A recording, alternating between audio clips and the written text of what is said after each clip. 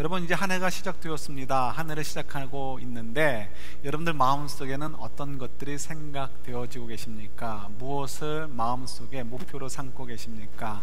또한 여러분들이 무엇을 목표로 삼고 계시던 여러분들의 마음의 상태는 어떻습니까? 기쁘십니까? 기대가 있으십니까? 아니면 염려가 있으십니까? 아니면 무거우십니까? 우리가 이 모든 것들을 복잡하게 느끼고 있을지도 모르겠습니다. 그런데 저희들이 오늘 한 해를 시작하면서 어떤 마음으로 시작하면 좋을지 한번 좀 묵상을 해보려고 합니다. 마침 또 저희들이 고린도후서를 오늘부터 이번 주 1월 1일부터 묵상을 시작하면서 또 저희들에게 또 귀한 하나님께서 메시지를 준비해 주셨다는 생각을 갖기도 합니다. 여러분, 자녀들을 키워보셔서 알 텐데요. 저도 아들놈이 있으니까 재밌는 일들이 종종 있습니다. 방학을 이제 하고 이제 개학할 때가 됐죠. 언젠가 한번 물었습니다. 개학을 한두 주 앞두고요. 야, 너 개학할 때 되지 않았니? 언제 개학하니? 그랬더니 이놈이 시큰둥하게 대답을 합니다. 모른대요. I don't know 그러더라고요. 그래서 야, 학생이 학교를 언제 간지도 모르면 어떡해? 그랬더니 별로 뭐 관심 없다는 거예요. 그럼 너 어떻게 학교 가려고 그래? 학교 언제 가는지 알아야지 갈 거 아니야? 그랬더니 얘기합니다. 엄마가 안 돼요. 엄마가 학생이냐? 그랬더니 엄마는 자기를 라이드로 해줘야 되기 때문에 엄마는 잘 알고 있대요. 그러니까 엄마가 가자 그러면 가면 된다 이거죠. 예, 사실 모르겠습니까? 아이들이 알죠. 알지만 이제 슬쩍 은근히 이제 배짱이 생기니까 그렇게 얘기하는 것이기도 하지만요, 한편으로는 이런 마음이 있는 거죠. 학교 가는 날을 굳이 기억하고 싶지 않다는 거예요. 그죠? 그날이 오면 그날에 닥치면 되는 거지 뭐 꼭 기억해가지고 스트레스 받을 일이 있느냐, 무시하고 싶은 거죠. 이 아이들의 마음 속에서, 그죠? 저희들이 우리 어른들의 마음도 읽을 수가 있습니다. 사실은 아이들이 학교 가는 것은 스트레스 받는 것이 아니고요, 그들에게 너무너무 축복이죠. 학교 간다는 게 얼마나 큰 축복입니까? 정부에서 우리 아이들을 키우기 위해서 한 아이당 뭐 몇천 불 이상씩 투자할 텐데요. 그죠? 우리 세금 낸 거 다 글로 들어가잖아요. 그래야 우리 아이들이 잘 자라야 또 사회가, 국가가 미래가 있기 때문에 투자를 하는 거죠. 그러니까 아이들이 학교를 가서 배우는 것은 국가를 위해서도 유익하고요, 아이들을 위해서도 훨씬 풍요로운 삶을 살 수 있으니까 유익한 것이죠. 그러니까 저희들 같아서는 학교 간다 하면 지금 까꾸로 가려면 얼마나 신나겠어요. 학교 다시 돌아갈 수 있다면 얼마나 좋을까, 얼마나 좋을까. 특히 대학원은 너무 좋습니다. 일주일에 한 2, 3일만 학교 가고 나머지는 자기가 알아서 공부하거든요. 그러니까 공부할 때 공부하고 놀 때 놀 수 있으니까 대학원은 너무 좋고, 대학도 괜찮고, 뭐 고등학교 때 얼마나 좋은 추억들이 있고 중학교 때 얼마나 재미있습니까? 그러니까 얼마든지 돌아가고 싶죠. 그러나 아이들은 그때는 잘 모르죠. 우리 인생도 마찬가지가 아닐까 하는 생각을 가져봅니다. 우리 인생, 저희들이 시작하면서, 하늘을 시작하면서도 그런 느낌을 가질 수 있습니다. 아, 힘들어. 그래서 어떤 분들은 얘기하죠. 인생이 너무 힘드니까 아기들이 처음에 태어나서 하는 게 뭐라고요? 웃지 않고 운다는 거예요. 해석은 좋지만, 그죠? 순엉터리죠. 순엉터리. 우리가 거기에 넘어갈 필요가 없어요. 예, 맞아요. 어떻게 보면 인생이 어려울 수 있습니다. 그 인생이 어려우니까 2013년을 시작하는 저희들도 어렵게 느껴질 수 있어요. 정말 그럴까요? 예, 하나님을 제외해 놓은 백성이라면 태어나서부터 우는 게 당연하고 평생을 그렇게 울면서 살아야 되고요, 특히 인생이 끝날 때는 더 찢어지게 울어야 되는 것이 그 인생일 수 있을 수 있습니다. 그러나 우리 하나님의 자녀된 저희들은 절대 그러지 않아요. 그 이유가 어디 있을 것인가 한번 좀 살펴보려고 합니다. 그 저희들이 2013년을 시작하면서도 우리 스스로 슬쩍 외면하고 싶어하는 것이 있을지 모르겠어요. 그것이 무엇일까요?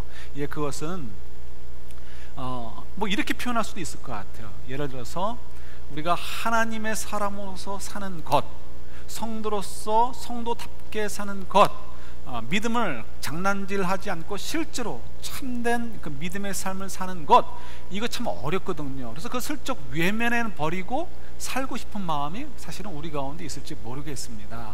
그러나 여러분, 이런 것들은 다 우리를 스스로를 속이는 거예요. 마치 학교에 가야 될 아이들이 이제 개학날이 다가왔음에도 불구하고 외면하고 싶은 것처럼, 사실 우리에게 유익이 되고 우리 축복이 되는 길인데도 불구하고 우리가 외면하고 싶은 그런 이제 그 나쁜 습성이 발동을 하는 거죠. 그런 면에서 저희들이 한번 좀 우리 2013년을 시작하면서 우리 좀 이런 습성도 좀 돌아보고요, 우리가 어떤 자세로 시작해야 될 것인가 한번 좀 생각해 보려고 합니다.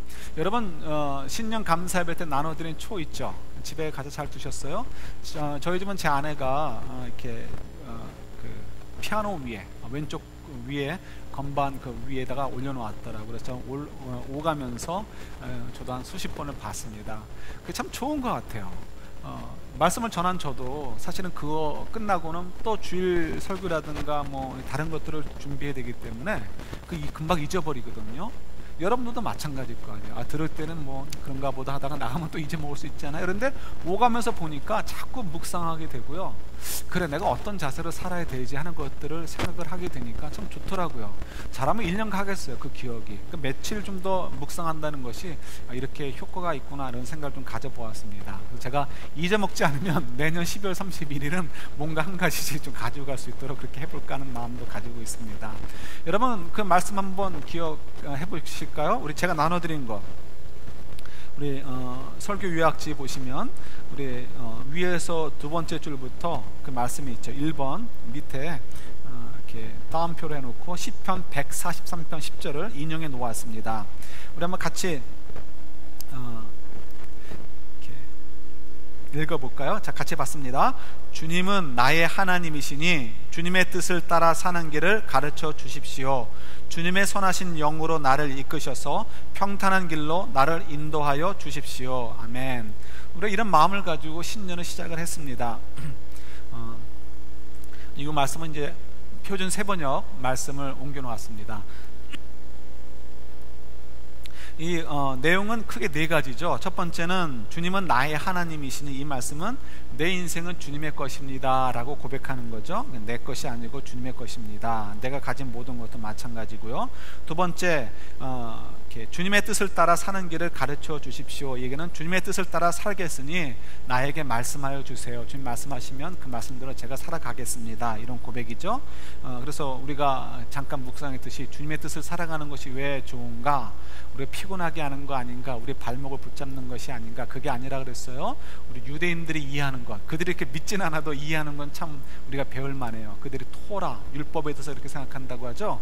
그거는 어떻게 해요? 행복의 길로 인도해 주는 거라는 거예요, 토라라는 것은. 왜냐하면 그 길을 가면 하나님께서 축복해 주실 거니까 그 길대로 가면, 그 매뉴얼로 삼아서 가면 행복해질 테니까 그 얼마나 좋은가 해서, 율법하면 그리스도인들은 좀 무겁게 생각할 수 있는데 유대인들은 굉장히 가볍고 기쁘게 생각한다는 거죠. 그래서 우리들도 어떻게 해요? 하나님, 우리에게 말씀해 주세요. 내가 그 길을 가겠습니다. 그런데 세 번째는 뭐예요? 주님의 선하신 영으로 나를 이끄셔서. 그 얘기는 뭐예요? 내가 말씀을 듣고 그래, 내가 결단해서 그렇게 2013년은 살아야지 마음을 확정해도 어떻게 해요? 실제로는 내 의지대로 안 되죠. 작심삼일이라는 말이 있듯이 금방 넘어집니다. 그래서 어떻게 해요? 성령님의 도우심을 구해야 돼요. 내 힘으로는 안 돼요. 성령님 그러니까 도와주세요. 말씀대로 살 수 있도록 도와주세요. 그래서 거기 보면 마지막에 평탄한 길로 나를 인도해 주십시오. 근데 이 결론적인 건데, 평탄한 길이라는 뭐냐면 바로 앞에 있는 주님의 뜻을 따라 사는 길이 이꼬르 평탄의 길입니다. 근데 여러분, 주님의 뜻을 따라 사는 길, 평탄의 길은 그냥 한글의 의미로 평탄이 아닙니다. 그죠? 이 평탄이라는 것은 좀 다른 의미가 있죠. 그래서 이 주님의 뜻을 살아가는 길, 따라 사는 길, 이꼬르 평탄의 길 할 때, 이 평탄의 길은 넓고 쉬운 길이 아니고요, 복잡하고 희생이 따르고 십자가를 져야 되는 길입니다. 그래서 좁고 어려운 길이죠. 그럼에도 불구하고 왜 이 길을 가려고 애를 쓰고 시편 기자도 이런 길을 가게 해달라고 기도하고 있을까요? 그리고 왜 우리는 또 이 기도를 기억해야 될까요? 이유가 있어요. 그 길이 바로 아까 유대인들이 생각한다고 하는 것처럼 바로 그 의미이기 때문에 그렇습니다. 그래서 저희들이 비록 좁은 길이고 십자가의 길이라 할지라도 주께서 우리에게 말씀하신 그 길을 간다면, 우리에게 요구하시는 그 길을 간다면 어떻게 해요? 하나님이 임마누엘 해주시죠. 우리와 함께 해주셔서 우리를 책임져 주시고, 사망의 음침한 골짜기로 내려갈지라도 우리를 그곳에서도 보호해 주시는 그 하나님의 구원을 저희들이 경험해왔고 경험할 거예요. 그러니까 어떻게 해요? 하나님, 내가 그 길을 가겠습니다라고 고백하는 거예요. 그러니까 우리가 가는 길 도중에도 하나님이 우리를 축복해 주시고 책임져 주시고요. 그리고 끝났을 때는 어떻게 해요? 더 깜짝 놀랄 만한 상급으로 우리를 채워주시고 축복해 주시는 것을 우리가 믿기 때문에 그 길을 가는 거예요. 그죠? 그러니까 저희들도 이 시편 기자처럼 그렇게 고백을 하는 것입니다. 여러분, 우리가 신년 감사 예배 때 이것을 가지고 함께 기도도 했는데, 여러분 지난 며칠 동안 이 말씀을 좀 묵상해 보셨어요? 그렇게 살아야 되겠다고 좀 다짐해 보셨어요? 이렇게 다짐하고 이렇게 살지 않으면 이제 우리 인생이 헛되게 되는 것입니다. 그래서 이 말씀 꼭 기억하셔야 돼요. 오늘 그 이 고린도 후서도 바로 이런 이야기로 시작이 되어집니다. 여러분, 서간문이라고 그러죠. 편지글이 있습니다. 그러면 서간문 하면, 편지글 하면은 형식이 있어요. 내가 누구에게 쓴다, 뭐 인사말이 있고 또 이렇게 뭐 기도도 해주고, 특히 이제 우리 그 바울의 편지글을 보통 그렇게 이제 나오고 되거든요. 은혜를 빌고 그렇게 합니다. 그런데 이 고린도후서는 좀 이 일반적인 편지 글의 형식을 조금 탈피를 했습니다. 그래서 1절, 2절에서 간단하게 인사를 하고요, 3절부터는 바로 본론으로 들어가 버립니다. 무슨 급한 일이 있어가지고 그렇게 본론으로 바로 들어갔을까? 어떻게 보면 조금은 예의에서 벗어난 것처럼 느껴질 수 있어요. 서로 편지글이라는 것이 형식이 있고 예의가 있잖아요. 그런데 그 형식을 지키지 않음을 통해서 마치 예의를 지키지 않는 것처럼 느껴질 수도 있는 위험을 무릅쓰고 사도 바울이 막 급하게 편지를 이제 진행하는 것을 보게 됩니다. 그 내용이 뭐냐면, 오늘 저희들이 읽었듯이 3절부터 11절까지의 내용인데요, 두 단어가 키워드로 나타나게 됩니다. 그 두 단어가 무엇일까요? 첫 번째는 고난이고요, 두 번째는 위로예요. 야, 이거 새해 시작하는데 고난의 이야기부터 우리가 달고 들어가야 되는가? 우리 삶의 현장이 고난이기 때문에 그렇습니다. 우리가 예수님을 믿지 않아도 이 삶이 고난이고요, 예수님을 포함했을 때도 고난이에요. 그래서 우리가 이 고난의 문제를 피하고 넘어갈 수는 없어요.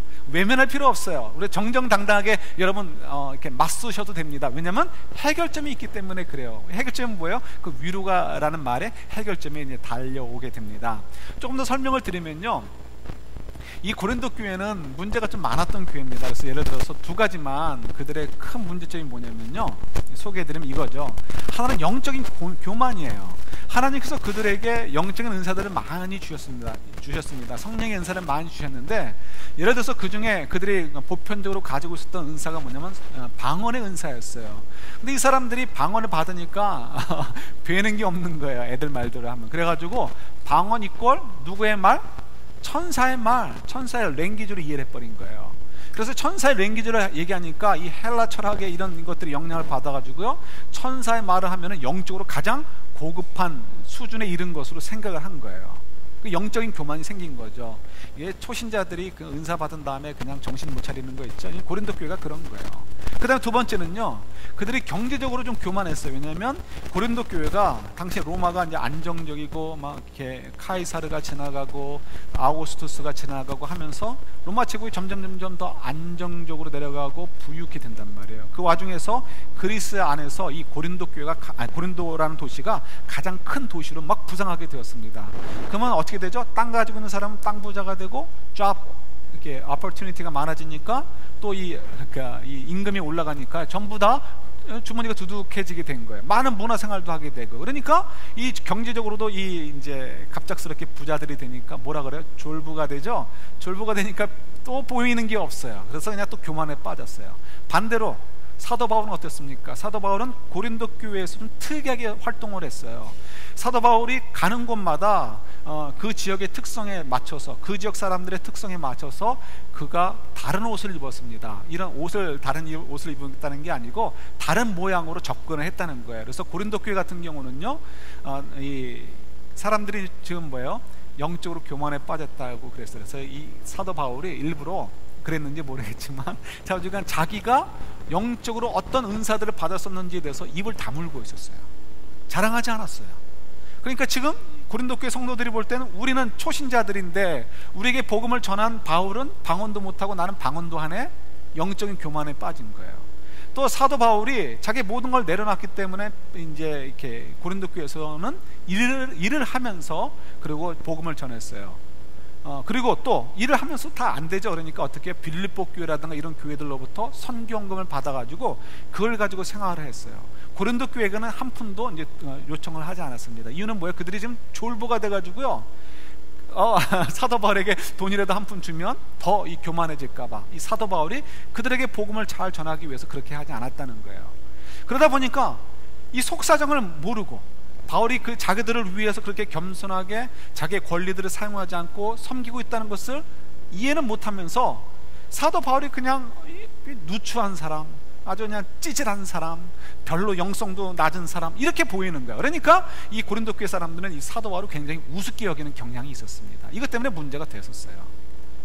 그래서 이제 사도 바울이 복음을 전하고는 그들에게 속에서 개척 교회를 세워놓고는 또 다른 곳으로 이제 복음을 전하러 가는데 그 다음부터 계속해서 문제가 끊임없이 이어지게 됩니다. 그 와중에 고린도 교회에서 문제가 또 다른 문제들이 발생했다는 것을 보고를 받게 됩니다. 그래서 굉장히 속상해하는데요.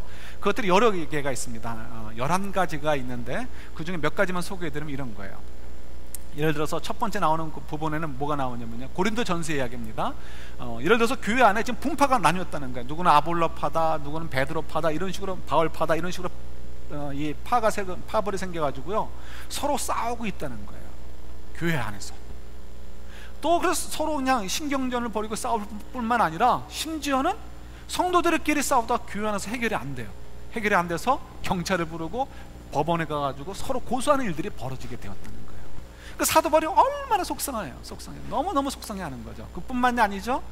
근친상간의 문제, 또 뭐 이 창녀들을 찾아가서 이 성적으로 부도덕한 일을 하는 것, 뭐 이런 저런 일들을 너무 많이 벌이고 있는 거예요. 그러니까 사도 바울이 이래가지고는 안 되겠다 해서 편지를 보내는 것이 고린도 전서의 내용 중에 일부가 됩니다. 그래서 그때 이제 고린도 전서를 보내면서 자기가 얼마나 감추고 있었는지, 얼마나 겸손하게 했는지를 다 보여주기도 하고, 그러면서 그들의 문제들을 얘기하면서 그런 문제 다 좀 너희들 정리해라. 하나님을 믿는 사람, 예수 그리스도의 사람이 어떻게 그렇게 살 수 있느냐라고 이제 질타를 하게 됩니다. 근데 깜짝 놀라운 것은 뭐냐면요, 이 고린도 교회 사람들이 그렇게 우습게 여겼던 바울의 말을 들어버린 거예요. 그 편지를 받고서 감동을 받아가지고 바울의 말을 그대로 받아들이게 됩니다. 그래서 바울을 더 이상 우습게 여기지 않고 존귀 여기게 되고요, 사과하게 되고, 그리고 바울의 이야기한 대로 그 교훈을 다 받아들여가지고 자기들의 삶의 모습들을 체인지하게 됩니다. 여러분, 이 체인지한다는 것이 쉽지가 않습니다. 예를 들어서 첫 번째 나왔던 싸움의 문제를 생각해 보세요. 교회가 뭐 얼마나 컸는지 모르지만 파벌이 나눠서 지금 싸우고 있어요. 거기는 뭐가 있어요? 우두머리들이 있는 거예요. 예? 우두머리들이 있고 그걸 따라서 추종하는 사람들이 있어요. 근데 그 파벌을 해체하는 것이 얼마나 힘듭니까? 밥이라도 함께 얻어먹었고 나한테 한 번이라도 전화해줘서 나를 좀 좋아해주고 사랑해주고 케어해주는 척 했던 사람들인데, 그 사람들을 어떻게 내가 우린 교회에서는 파벌을 만들면 안 돼 하고 그것을 해체하자고 얘기할 수 있겠어요? 굉장히 어려운 일입니다. 또 파벌에 우두머리 했던 사람들도 마찬가지예요. 자기가 그만큼 영향력을 끼치고 싶었는데, 의로운 척하고 싶었는데 그걸 다 내려놓아야 되잖아요. 그런데 고린도 교회는 그 일을 했다는 거예요. 심지어는 그런 일들을 놓지 못하는 자는 어떻게 내쫓는 한이 있어도 그 일을 문제를 해결했다는 거예요. 이건 굉장히 큰 일입니다. 여러분, 또 뿐만 아니라 그 다음 나오는 거, 예를 들어서 근친상간의 문제라든가 창녀들과 어울리는 거, 이거 지금 저희들 생각할 때는 닭살 돋는 일이고 으익 하는 일만은 일이지만요, 그때 당시의 문화 속에서는 평범한 일인 거예요. 평범한 일. 옛날에 우리 한국도 조금만 몇십 년만 전 더 돌아가면 남자들이 첩두는 거 아무것도 아니었잖아요. 조금만 여유가 있으면 작은 집들을 만들어서 그렇게 살았죠. 제 어렸을 때 기억에 저희 그 어렸을 때 아버님 목회하던 교회 성도님들 가운데서도 남편이 작은 집을 두고 있는 것 때문에 속상해가지고 그냥 찾아와가지고 그냥 울고 그랬던 분들이 기억이 나요. 그런 분들은 잘 살고요. 그런 분들 덕분에 뭐 얘기 들어본 거 보면은 그때 당시 유명했던 연예인들이 자기 남편과 어울리고 이런 것들, 그러니까 참 이런 것들을 자랑하는 거가 그때 당시에 문화였단 말이에요. 그죠? 그런 것처럼 그보다 더 심했던 것이 고린도 교회의 문화인 거예요. 고린도 도시의 문화. 근데 거기서 그것들을 끊어간다는 것은 쉬운 것이 아닙니다.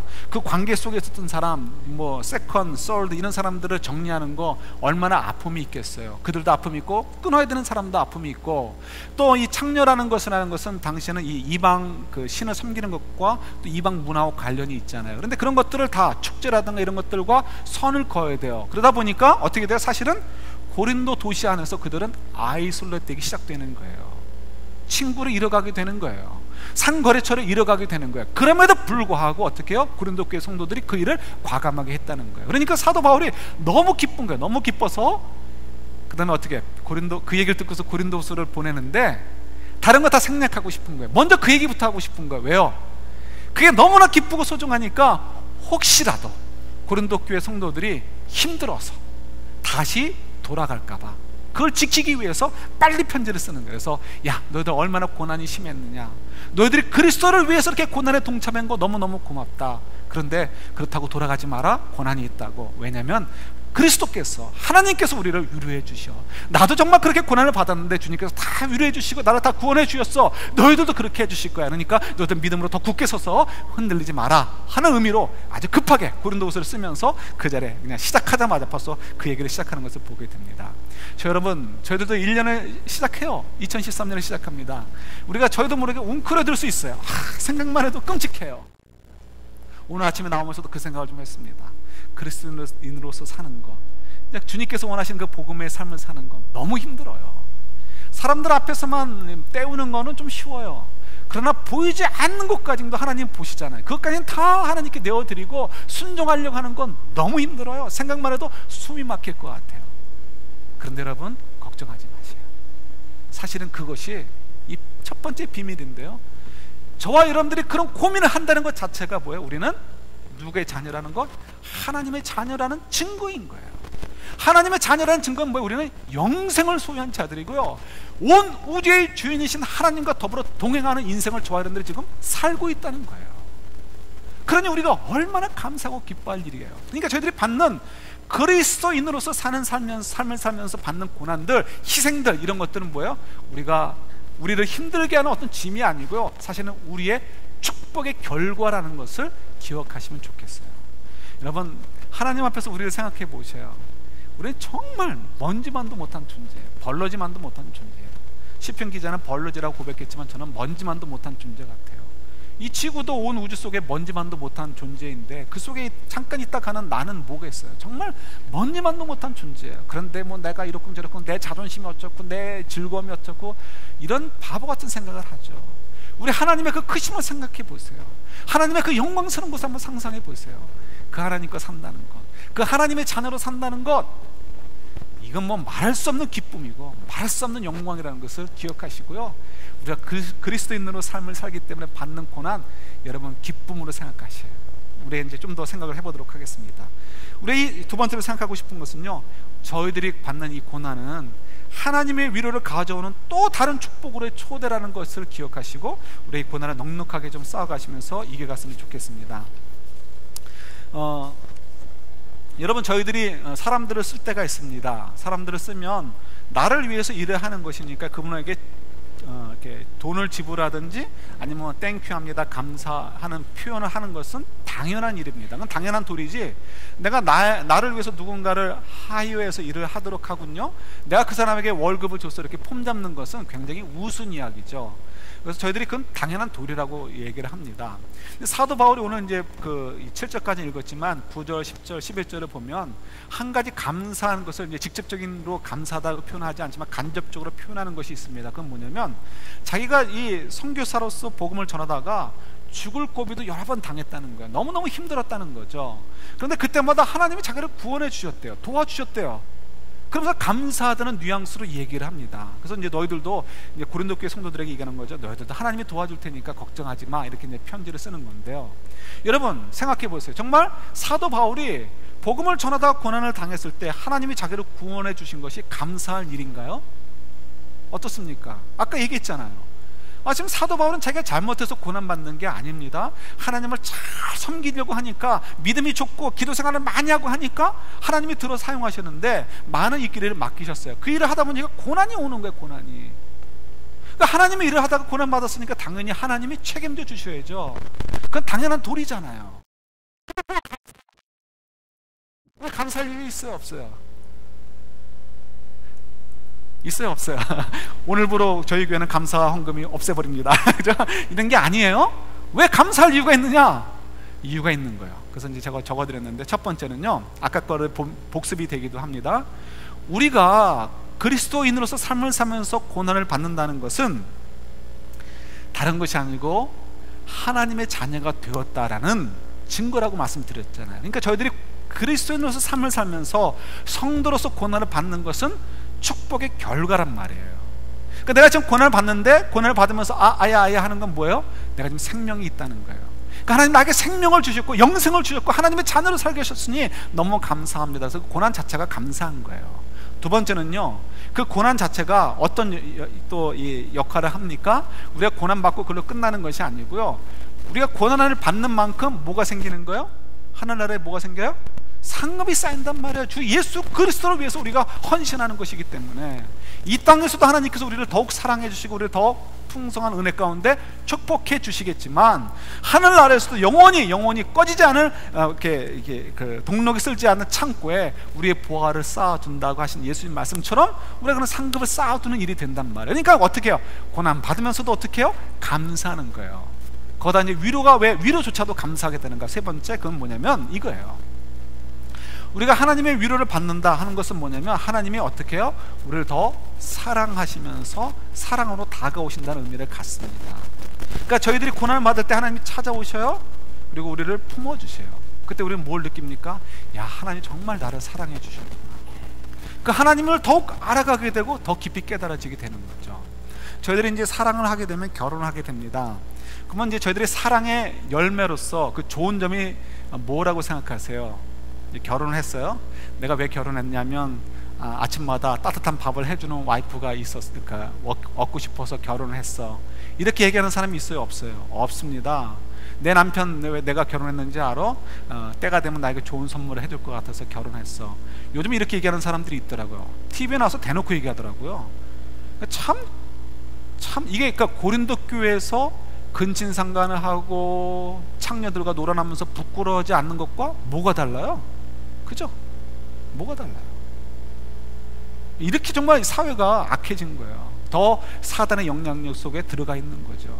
그러니까 이런 것들은 사랑의 원래 본질적인 의미나 사랑의 가치를 잃어버린 거예요. 진정한 사랑의 가치는 어디 있습니까? 부모와 자녀의 사랑의 관계도 마찬가지예요. 자녀들이 부모님들에 대해서 고마워할 때 나를 서포트해줘서 고마워요. 예, 그것도 일리가 있지만 그것만 가지고는 안 되는 거예요. 부모와 자녀의 사랑의 관계를 다 설명해주지 못합니다. 그렇다면 부모가 자녀들에게 서포트해줄 수 있는 능력이 없으면 자녀들은 부모에게와의 사랑의 관계가 그렇지 않잖아요. 사랑의 본질적인 의미는 얼마나 더 서로를 알고 이해해주고 품어줄 수 있고 트러스트를 할 수 있는가, 이것이 사랑의 본질이고 사랑의 능력이고 사랑의 가장 좋은 장점이기도 한 거죠.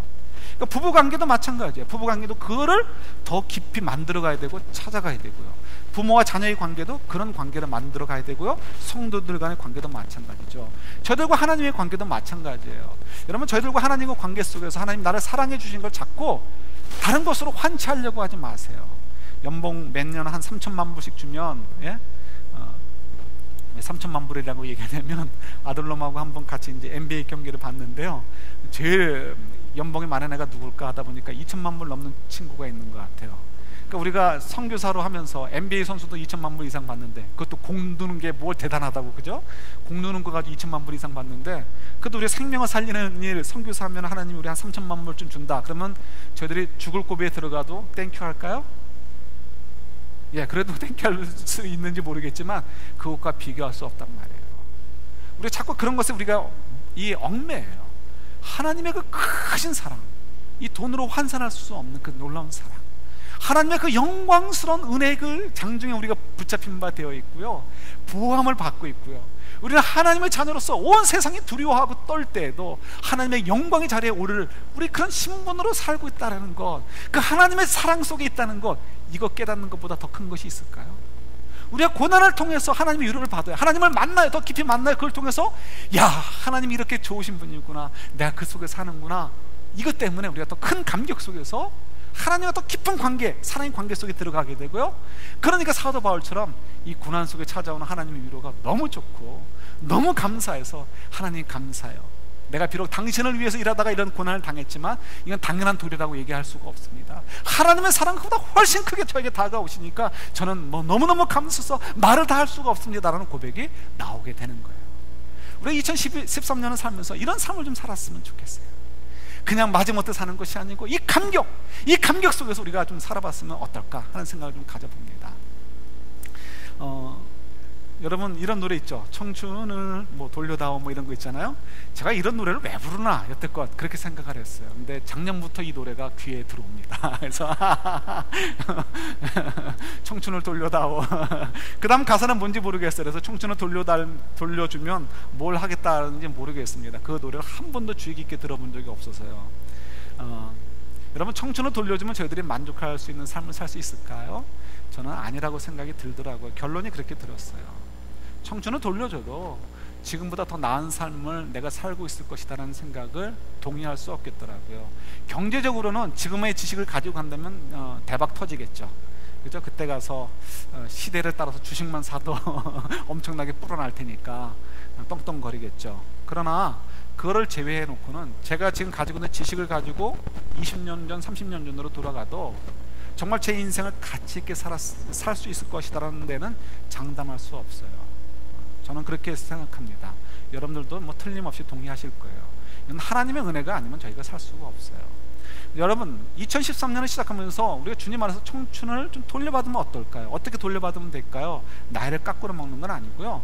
2013년 동안에 우리가 열심히 사는 거예요. 제대로 살아서 2013년 12월 31일 날 그때 가서 또 1년 아깝다, 청춘을 돌려다오, 이렇게 노래하지 않으면 되는 거 아니에요. 그죠?